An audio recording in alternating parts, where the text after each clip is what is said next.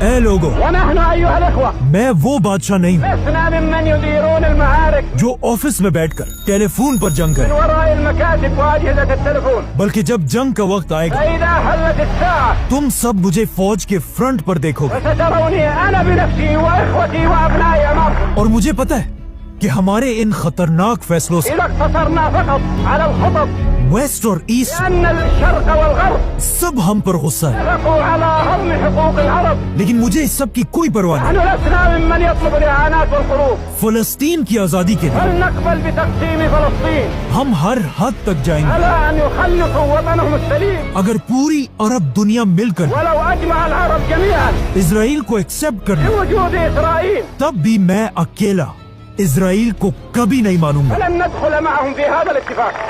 اب پہلی بار ایسا لگ رہا تھا کہ عثمانیہ خلافت کے ٹوٹنے کے بعد ایک بار پھر پوری دنیا کے مسلمان یونائٹ ہو گئے ہیں اور ان کا لیڈر ہے فیصل۔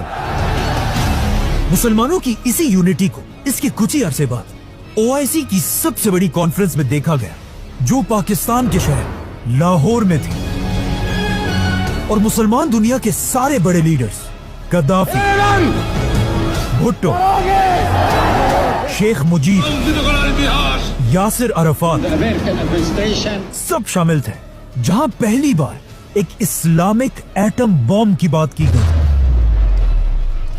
اسی کانفرنس میں ایک بہت ہی فیمس پکچر لی گئی جس میں سارے بڑے لیڈرز مل کر ایک مسجد میں بیٹھے ہوئے ہیں، لیکن عجیب بات یہ ہے اس پکچر میں جتنے بھی لیڈرز ہیں ان سب کو ایک ایک کر کے آگے جا کر مار دیا گیا۔ جیسے ہی فیصل OIC کی میٹنگ سے واپس آیا، فیصل کی طاقت اتنی بڑھ چکی تھی کہ آخر امریکہ نے فیصل کے سامنے گھٹنے ٹیک دیے، اور امریکہ نے فیصل کے کہنے پر اسرائیل پر پریشر ڈالنا شروع کیا کہ وہ عربوں کے ساتھ ڈیل کر لیں، جس کے بعد امریکہ، یورپ، جاپان سب مل کر فیصل کے سامنے ہاتھ جوڑ کر تیل کی بھیک مانگنے لگے۔ تو اب جب فیصل کی ڈیمانڈز پوری ہو گئی، اس نے امریکہ سے پابندی ہٹا دی، لیکن پابندی ہٹانے کے بعد بھی تیل کی پرائس نیچے نہیں آئی۔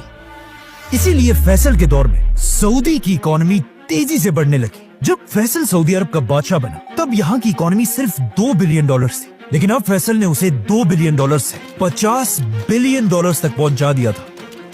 کہا جاتا ہے سعودی عرب میں پراپرٹی کی پرائسز ہر ہفتے ڈبل ہوتی رہتی تھی، اور سعودی عرب میں کنسٹرکشن اتنی تیزی سے ہو رہی تھی کہ لوگ سیمنٹ کشتیوں میں نہیں بلکہ ہیلی کاپٹرز میں منگوا رہے تھے، اور یہی سے سعودی عرب کے لوگ دنیا کے سب سے امیر لوگ بنے۔